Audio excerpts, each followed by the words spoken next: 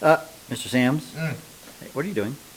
What do you mean? Isn't that like a piece of metal? It's a screwdriver or something? Yeah, I learned this from my children. They were trying to do this at home the other day. Did you let them? My wife didn't. I couldn't figure out why, but... So you're going to stick the screwdriver into an electrical socket. Sure, why not? Well, see, metals Yeah. are good conductors of electricity. Uh-huh. And if you stick that into the socket, Right, it'll connect some electricity. into you, Oh. it's called electrocution, Mr. Sams. Oh. Yeah, So I probably shouldn't do that. So one of the properties of metals that you maybe didn't know, they're good conductors of electricity. So I shouldn't do this. I is think what that you're would saying. be a very bad choice. Oh, all right.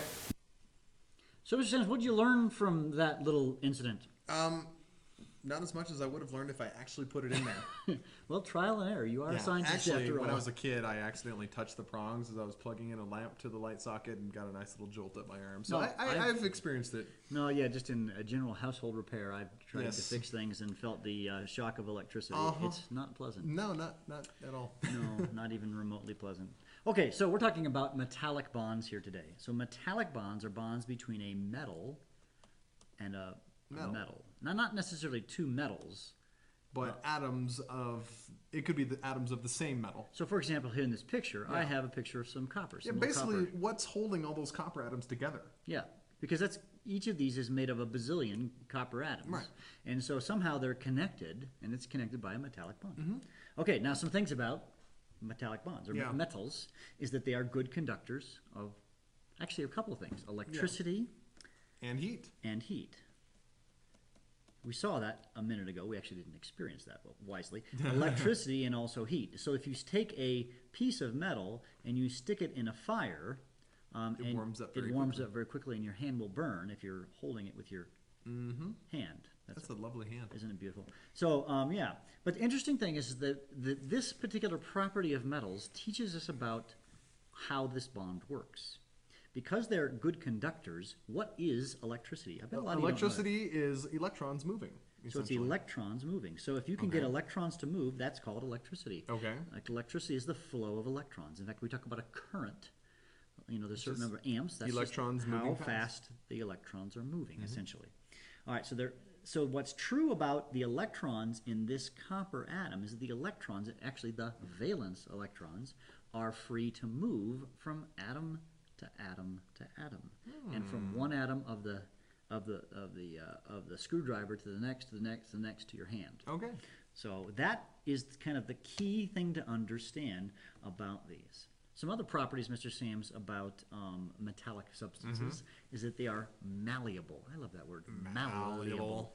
Malleable means that it can be bent. So if I take this pop can, I can crush it in my hands because it's malleable. Okay. That means it can be bent. Or you can take a piece of metal and bend it. Yeah, or you can even hammer it out into a sheet. I've heard it defined that way Yeah, before. that's too. true, So too. if you have a lump of copper, if I took a hammer and smashed it out, it would smash out into Right. a thin sheet. Secondly, it is ductile. Ductile means it can be drawn into wires. So you Okay. can, Pull it all down into a metals thin can wire. be drawn into wire. That's All a right. thin wire. That's what the word ductile means. So basically, you can reshape it, and it's not brittle. It's not going to snap like if I took a hammer to salt, it's going to obliterate into a million little pieces. Right. Whereas if I smash a piece of metal, it's just going to flatten. That's correct. Okay.